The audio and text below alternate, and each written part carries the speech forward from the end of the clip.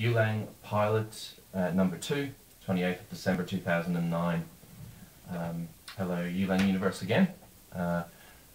Just wanted to say thank you very much for, I've noticed that the first video that I put on there, which outlined the Yulang creation myth, as spoken by the Wi-Fi tribe, it's got a few views now. There aren't yet any comments in the front page comment suggestion, and I said comments and suggestions are welcome, but it hasn't been up there for that long. I do want to say thank you very much to the subscriber. So I actually got a subscriber there. If you click on the Melbocentrics hyperlink on the main page that plays the video, it takes you to the Melbocentrics channel. And if you scroll down, you can see a very nice comment there from the subscriber, so thanks for that.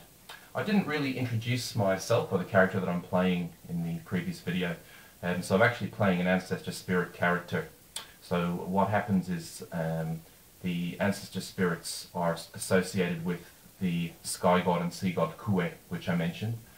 And they are thought to exist in the realm of the sky, so at night time the stars, during the daytime the birds are actually seen as being manifestations of the ancestors, and because they're associated with the sky they have that sort of blue colour, which is the reason for that. My name is Kie Nasupe Mekuma. Kie Nasupe Mekuma. The Kie part just means ancestor. The rest of it is the name proper. And I'll get a bit more into names this time around. In this video I'm just going to be presenting an outline of names, greetings and farewells in Yulang. And again, from the perspective of the Wi-Fi tribe, who are consider themselves to be descendants of the female consort of the earth god Wunim. Okay. I should also mention that I still have a lot to learn regarding production techniques, how to add subtitles and all that type of thing. I'm going to use some sort of primitive cards in this video, but all in due course. I should learn it in due course. So let's get straight into Yulang names. Now, a person's name in Yulang is fairly long. But the long version of the name is really only used for ceremonial purposes. But I will give you one example of a person's full name. It contains a reference to their gender and social status. It contains a reference to their mother, the reason being that in Yulang society there's matrilineal descent, so the name is traced through the female line.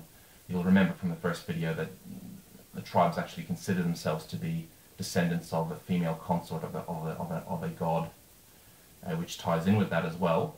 And it also contains reference to the family that they come from and also the tribe. So just to give you an example of a person's full name in Yulang.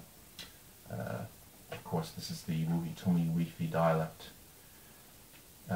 Kumi boardose kuma pane bior nala yuke sala foyi piloni di pose yi sawuhi tumi Wi-Fi. Here it is. Okay, it's long. Okay. On an everyday situations, they're referred to really by just 3 of the words in that name, and that's which form the nucleus of the everyday name. And in here it's Boa Ardose Kuma. Boa Ardose Kuma. Okay, here we go. Boa Ardose Kuma. Now, the simple name is basically made up of 3 words that refer to animals, natural features, phenomena. And when I actually translated these back into English the first time, I realized that they're actually reminiscent of sort of American Indian names, river, mountain, wolf type of thing. Boardose Kuma actually means ground, squirrel, mountain. I just want to say something about this letter here when we're using a adapted Roman alphabet to write the language. The Q stands for a sound that is completely different to what it represents in English. It's not Q, it stands for a sound RD, which is a sound that doesn't exist in English. That's a voiced retroflex plosive, phonetically speaking. So just the main point is don't be tempted to say quose, it's RDose. Okay. Just very quickly, expanding on that, writing. Now, the Yulang tribes are a pre-literate society. They don't yet have a writing system proper. What they do have is a limited set of symbols, sacred symbols, that are used mainly by the religious leader, medicine man, and the elders, not really known outside of that realm. And they're very pictorial, which makes them a bit reminiscent of Chinese characters or Egyptian hieroglyphs. And all of the names can be spelt out with those symbols. So just to show you. Okay, so we've got Boan Dose Kuma. Remember, that means ground, squirrel, mountain. And here it's how it would actually be written in the symbols, the writing system symbols, and you can see it's very pictorial. You've got the ground here, you've got the squirrel, the two legs, the nuts that the squirrel's carrying, and the mountain. Okay, so we'll move straight into greetings and farewells. Standard fare in any language. Okay. Right.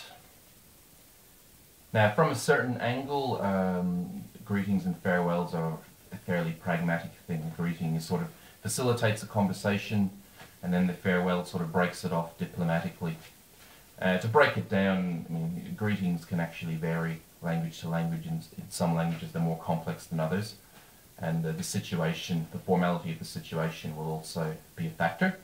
And this interaction, or the greeting that I'm outlining to you, the Yulang greeting, the lines that are involved in the greeting are probably for a more formal situation. To break it down, basically, it just what simply happens is you've got one person and you've got the other person. The first person says hello, and I hope you are content. The other person says thank you. I'm content. I hope you are content. And the first person says, yep, I'm content. I hope your health is well. To which the other person says, it is. I hope your health is well. And then the first person says, I hope your family is well.